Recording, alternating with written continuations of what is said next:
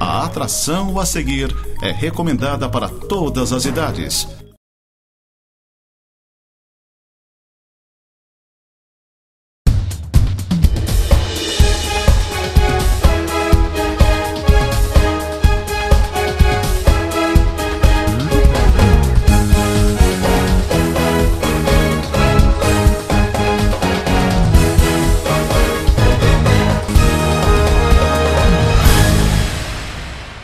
Muito bem, amigos, estamos começando aqui mais um Tema Livre na Nova TV e, como sempre, ao lado do meu parceiro, meu irmão, Alaircel.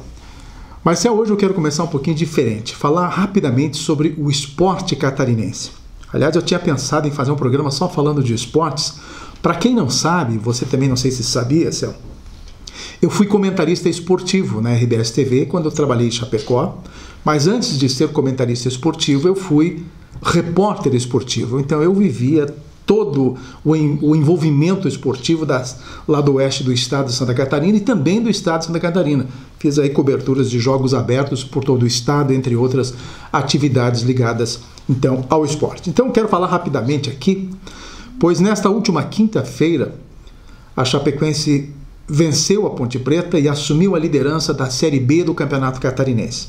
Tem mais 2 jogos ainda para cumprir, né, na Série B, e se não perder esses 2 jogos, a Chapecoense será campeã da Série B, porque já está assegurada na Série A em 2022, agora no próximo Campeonato Brasileiro. Aliás, 2021, agora no Campeonato Brasileiro, que começa esse ano novamente. Já estamos até extrapolando aqui, porque o calendário esportivo modificou todo em função da pandemia. Lá pelos lados de Porto Alegre, o Internacional assumiu a liderança do Campeonato Brasileiro ao golear, claro, o São Paulo. Vocês viram na quarta-feira o jogo e o Inter passou então a ser o líder do Campeonato Brasileiro, só que o Brasileirão ainda tem mais uma sequência maior de jogos e ainda a tabela pode modificar. Voltando ainda para Santa Catarina, a nossa preocupação está voltada aos outros 2 times da Série B, o Figueirense e o Avaí. O Avaí, menos mal, talvez não consiga a classificação entre os 4, está muito difícil a classificação do Avaí, porque depende aí de uma combinação de resultados de adversários, além de ele vencer os últimos 2 compromissos. Então, está muito difícil o Avaí conseguir o acesso à Série A, mas permanece na Série B. O Figueirense está na zona de rebaixamento para cair à Série C, e também depende de uma série de resultados, além de vencer os seus compromissos para não cair à Série C. E temos a novidade do Brusque, que saiu da Série C e ganhou uma vaga na Série B. Então, teoricamente, teremos 2 times na Série B em Santa Catarina, o Avaí e o Brusque, e eu não acredito que o Figueirense escape desta Série C. Provavelmente vai ser rebaixado. Tomara que as combinações de resultados se definam e o Figueirense, então, consiga classificar e permanecer na Série B. Aí teríamos 3 times na Série B, 1 na Série A com a Chapecoense, e assim, então, eu encerro meu breve papo sobre futebol. Ainda quero falar mais, viu, Céu? Outra oportunidade. Mas a grande notícia, e obviamente a gente não vai aqui discorrer demais sobre o assunto, porque já todo mundo já sabendo, que é, na verdade, o que a Anvisa fez no último domingo, que aprovou emergencialmente os pedidos de vacinas aqui no Brasil, de 2 vacinas, a Coronavac, que é produzida pelo Instituto Butantan, e também a AstraZeneca, que é desenvolvida pela Universidade de Oxford, com a Fiocruz. Então são os 2 primeiros imunizantes que estão hoje prontos para serem aplicados aqui no Brasil. Este segundo imunizante, a da AstraZeneca, está chegando agora lá da Índia. A Índia está liberando cerca de 2 milhões de doses, então já estão chegando no Brasil. E também a Anvisa já está para aprovar mais cerca de 4,8 milhões de doses da vacina Coronavac, também para a distribuição já na próxima semana. Então, aos poucos, a vacina vai se ampliando e vai chegando aos estados e municípios. Pois na segunda-feira já, como foi aprovada no domingo, na segunda começou a distribuição nacional. Vocês acompanharam desde as 7 horas da manhã toda uma solenidade lá em São Paulo, em que o ministro acabou se reunindo com os governadores e a partir dali, então, a distribuição para os estados. A grande questão, e que a gente fica até preocupado, é essa tal de politização desta vacina. Vocês viram que no domingo, minutos depois que a Anvisa aprovou, o João Dória, governador de São Paulo, já organizou cinematograficamente uma solenidade para vacinar uma primeira pessoa, uma primeira enfermeira de um hospital paulista, logicamente, e cinematograficamente, todo cheio de holofotes da mídia, entre outras coisas, lá se fez a vacina e ele depois fez um discurso, obviamente, criticando o presidente da República, dizendo que o presidente não tem amor à vida, entre outras coisas. Então, uma palhaçada esse tipo de tudo. Não seguiu um protocolo nacional em que todos os governadores do Brasil seguiram respeitando, mas o de São Paulo é o diferenciado. Ele quer ser presidente, então essas coisas vão acontecendo, infelizmente. Então, há essa politização da vacina. Ainda lá em São Paulo, nesses dias, falando ainda desta politização, esteve lá o ainda presidente da Câmara dos Deputados, Rodrigo Maia, e ele se reuniu com Dória e falou um monte de besteira, entre elas de que o presidente da República é um facínora. E você sabe qual é a definição de facínora quando uma autoridade do nível do presidente da Câmara dos Deputados, no caso Rodrigo Maia, quis dizer? Facínora quer dizer o indivíduo que executa um crime com crueldade ou perversidade acentuada. Você vê isso no presidente Jair Bolsonaro? Pois então, há aqueles que chamam o presidente de fascista. E o que é fascismo? É uma espécie de regime político semelhante ao de Benedetto Mussolini, na Itália, que aplicou lá nos meados de 1922, e que se pauta no despotismo, na violência, na censura, sendo definido como antidemocrático e principalmente ditatorial. Você vê isso em Jair Bolsonaro? Pois as pessoas falam sem saber. Pelo menos se chamam de fascista, vamos procurar no dicionário o que é fascismo, para depois, então, chamar as pessoas desse gênero. Enquanto isso, vocês percebem que o presidente da República percorre todo o Brasil inaugurando obras. Ele se afastou, basicamente, dessas polêmicas, desses falatórios, porque este é um grande problema do presidente da República, falar demais. E aí ele fala umas abobrinhas que repercute nacionalmente, mundialmente, e a mídia pega cada palavra do presidente. E assim vai. Então, ele está falando pouco e apenas trabalhando.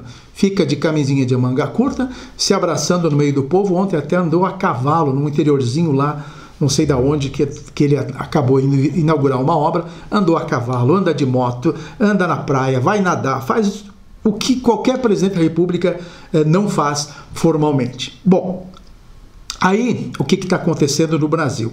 Inúmeros partidos, obviamente, de oposição, contrários ao presidente, estão protocolando junto ao Supremo pedidos de impeachment. Para alegar o quê? Que o presidente está fazendo o quê? Quer dizer, o homem é honesto, ele paga as contas, ele não desvia dinheiro, não faz nada, ajuda o povo, está popular, mas querem o impeachment do cara. Muito bem, obviamente, a preocupação nesse quesito, acredito eu, que seja de que o presidente tenha uma eleição acachapante ou uma reeleição acachapante em 2022, porque se continuar assim, o homem vai ser reeleito, obviamente, com a maior tranquilidade do mundo. Nunca vi um presidente tão popular como está sendo hoje o presidente Jair Bolsonaro, e querido por grande parte da população. Aí, só para concluir basicamente esse assunto, eu perguntei a uma dessas pessoas que é totalmente contrária ao Bolsonaro, e eu perguntei: quem você acha que é melhor que ele para assumir o Brasil? Aí a pessoa me respondeu assim: qualquer um. Como assim qualquer um? Eu quero que você me diga um nome de uma pessoa representativa no Brasil que tenha condições de substituir Jair Bolsonaro hoje com o mesmo perfil, não digo o mesmo perfil, mas pelo menos com a ideologia de trabalhar honestamente, né? A pessoa pensou e não soube me dizer um nome. Quer dizer, querem a saída do Bolsonaro, mas não tem um substituto. Basicamente está assim. Embora, claro, vão empurrar a goela abaixo vários substitutos. E para encerrar o assunto das vacinas, eu quero reforçar então que estão chegando essas vacinas da Índia, a AstraZeneca e Oxford, e a Anvisa então provavelmente autoriza agora mais 8 milhões da Coronavac, ou melhor dizendo, a Agência Nacional, que é a Anvisa, ela está se reunindo para autorizar pelo menos mais 4,8, não 8 milhões, 4,8 milhões de doses, e ainda está rediscutindo ou discutindo a possibilidade, juntamente com representantes da União Química, que é um laboratório brasileiro, mas que participa do consórcio envolvendo uma produção da vacina Sputnik V, né, que é desenvolvida pelo Instituto de Gamaleya da Rússia. Então, aos poucos, o Brasil começa então a trabalhar as suas vacinas, inclusive com produção própria, e segundo até a deputada federal Carmen Zanotto, eu ouvi ela falando nesta manhã de sexta-feira, dizendo que o Brasil se prepara para a produção de mais de 40 milhões de doses da vacina Coronavac aqui no Brasil. Então, nos próximos dias, a gente acredita que essa questão da vacina esteja bem avançada no Brasil. E outro ponto, só para encerrar este assunto, nós estamos só vendo as vacinações na linha de frente, o que é correto. O que a gente não está vendo são as vacinas na linha de trás. Muita gente, muitos prefeitos, vereadores, políticos, pessoas representativas em suas sociedades conseguindo furar a fila discretamente, claro, isso não aparece, mas há denúncias em todo o Brasil de que autoridades, obviamente, um prefeito de uma cidade que tem toda a autonomia de ter a vacina na mão, você acha que ele não vai pegar as dosezinhas e dizer, olha aqui mulher, olha aqui meu filho, olha aqui meu parente, e distribuir no seu círculo de amizades, incluindo os seus secretários e tudo mais? Então esta é a vacinação da linha de trás que a gente não está sabendo, pelo menos por enquanto. Quem sabe logo logo a gente pelo menos descubra um ou dois que esteja fazendo esta trapaça, digamos assim, na vacinação a partir deste momento em que se vacina uma classe, que é a linha de frente, nesta primeira etapa, tá bom? Depois do intervalo comercial a gente entra com questões políticas aqui no nosso Tema Livre. Até já.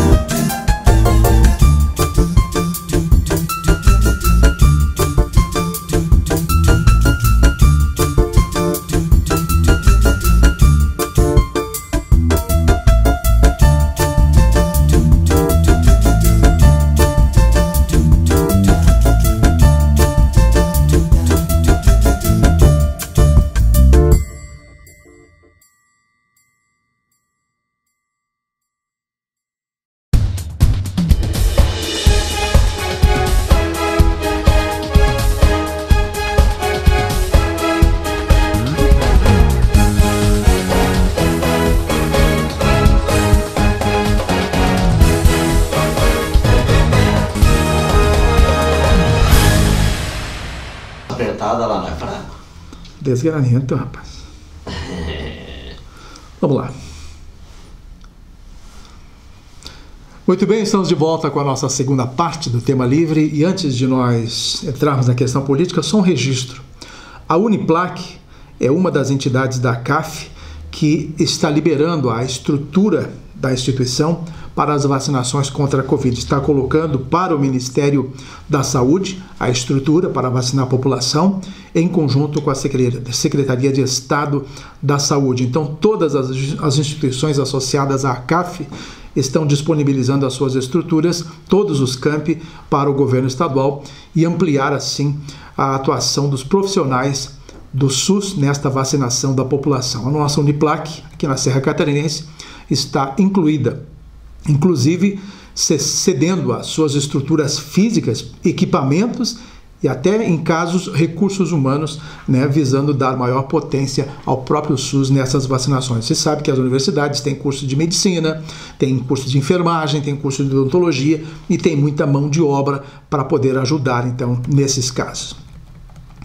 Uma notícia muito boa que pintou nesta última quinta-feira foi, sem dúvida nenhuma, o licenciamento ou a certificação do aeroporto em Correia Pinto. Através de portaria, chegou o certificado operacional para voos no aeroporto em Correia Pinto, que é o aeroporto regional, para voos comerciais regulares e, pasmem, até para aeronaves de até 200 pessoas, ou seja, podem inclusive Boeing 737 pousar ali em Correia Pinto. Esta é a autorização. A única questão que se coloca é que esta certificação é provisória, né?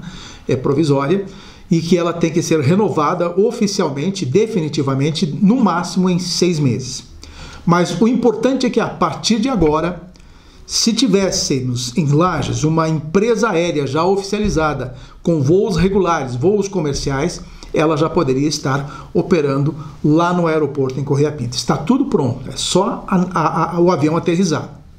Então, há um pedido agora do próprio gestor do aeroporto regional e que administra através da Infracea, que pede, o Márcio Reis, inclusive está aqui o nome dele, ele pede para que, é o que eu pedi já recentemente, inclusive aqui em comentário aqui no nosso Tema Livre, para que se organize a nossa sociedade política, empresarial, enfim, todas as entidades representativas da Serra Catarinense e de municípios vizinhos, quem sabe Rio do Sul, porque Rio do Sul vem muito a Lages para pegar avião, Joaçaba vinha para Lages, Vacaria vinha para Lages, então se reunir todas as autoridades dessas regiões, prefeitos, vereadores, né, representatividade empresarial, política e tudo mais, para poder convencer uma das empresas, estão buscando a Azul Linhas Aéreas, e inclusive havia a promessa desde a semana passada, que nós comentamos aqui, de que haveria uma videoconferência com os dirigentes da Azul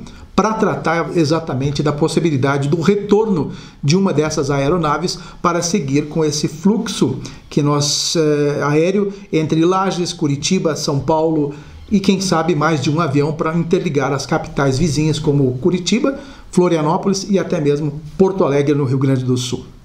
Então, minha gente, cabe agora a essas nossas autoridades representativas, né, se mexerem, se reunirem e trabalharem com urgência em busca de um voo comercial para que se institua definitivamente esta operacionalização no aeroporto em Correia Pinto. Pasmem os senhores, quase 20 anos de espera. E ainda esta estrutura não está totalmente pronta. Isso pelo menos nos arredores do aeroporto, como o acesso, iluminação, entre outras coisas, mas são coisinhas pequenas, digamos assim, que merecem uma atenção. Na última quinta-feira agora, era para o governador Carlos Moisés estar aqui na região da Serra Catarinense, inclusive para estar no aeroporto em Correia Pinto, para tratar desta questão, porque existe hoje incentivos para o interior, para regiões, para voos regionais, com o desconto no combustível, né, com valores menores para o combustível das aeronaves, e assim tentar impulsionar alguma empresa que decida operar aqui na região da Serra Catarinense. Porque se nós não tivermos urgentemente esta operacionalização deste aeroporto, a Serra Catarinense estará seguindo ainda num ostracismo, num distanciamento muito grande entre muitos campos, muitos setores, como o turismo e o próprio empresarial. A Bernec está aí para ser inaugurada, vai precisar de voos, né? O turismo regional precisando de voos. Então, minha gente, é o que eu tenho a dizer com relação ao aeroporto Correia Pinto e essa urgência para que as nossas autoridades consigam, então, alguma empresa para que opere. No campo político, esta semana, nós vimos a prisão do presidente da Assembleia Legislativa na segunda fase da Operação Alcatraz, de muitos desvios de dinheiros, né, pelo menos a suposta acusação contra Júlio Garcia, a família dele, entre outras pessoas, de desvios de dinheiro do governo do estado, principalmente através das secretarias de saúde e tudo mais, e que ele seria o mentor. Logicamente, a defesa e ele mesmo negam estas participações, tanto da família quanto dele. Pois ele acabou sendo detido na Polícia Federal, depois teve a prisão relaxada para o domicílio, né, para domiciliar, e inclusive com tornozeleira eletrônica. E nesta última quinta-feira, numa deliberação da própria Justiça, a Assembleia Legislativa votou então a favor da da retirada destas acusações e o relaxamento da prisão domiciliar de Júlio Garcia, e também para que ele voltasse a ser presidente da casa e atuar como deputado estadual normalmente.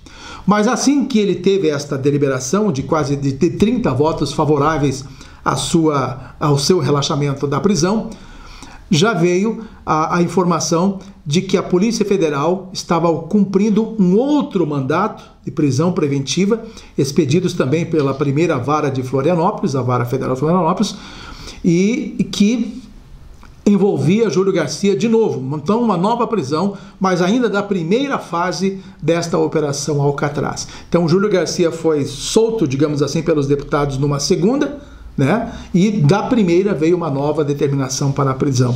Então as coisas estão bem complicadas politicamente para Júlio Garcia.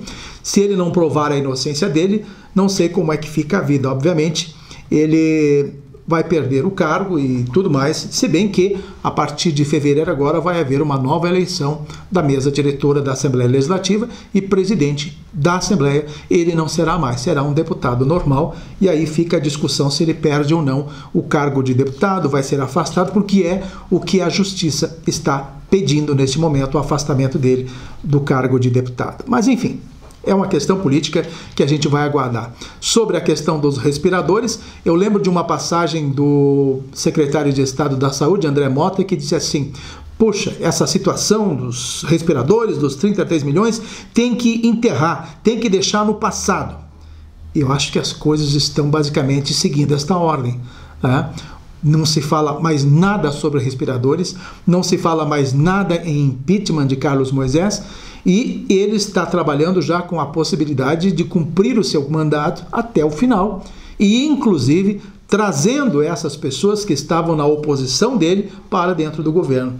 PSD, PP, MDB, quer dizer, toda a velha política agora vale para o governador, que começou dizendo que estava numa nova política e que faria então um governo somente dentro do PSL, dentro das suas características ideológicas, e que não aceitaria conchavos partidários. Agora está aceitando. E diante disso, não se fala basicamente mais sobre o impeachment dele, não se fala em julgamento, e não se fala em respiradores, não se fala dos 33 milhões, e a sociedade esperando, até quietinha, diante desta situação.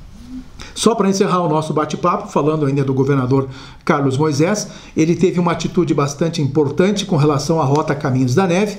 Ele oficiou o Ministério da Infraestrutura para que continue, para que dê encaminhamentos para a definitiva pavimentação da Rota Caminhos da Neve e implemente também definitivamente o chamado corredor turístico entre as serras catarinense e gaúcha.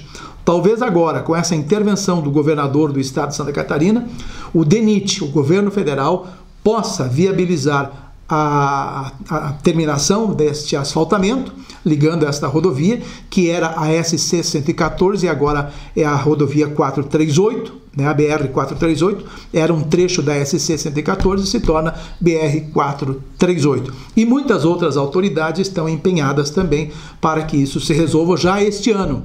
E inclusive a construção da fatídica Ponte das Goiabeiras sobre o Rio Pelotas, que é um arremedo de ponte extremamente perigosa e que a sociedade serrana do Rio Grande do Sul e de Santa Catarina pedem socorro para a construção desta ponte. Então, quem sabe, a partir da participação do governador agora, o DENIT e o governo federal tomem as rédeas, né, para que possam concluir esta obra tão importante aqui para a Serra Catarinense. Então, basicamente, são esses os assuntos. Eu iria ainda falar sobre o secretariado do governo Seron, fica para o próximo programa. O Seron até agora não nomeou ninguém, apenas interinamente os seus próprios secretários. O governo Seron é aqui do município de Lages. Ele não nomeou ainda os seus secretários e estão trabalhando interinamente. Provavelmente no final do mês de janeiro, agora ou fevereiro, ele oficialize a nomeação do seu secretariado, tá bom?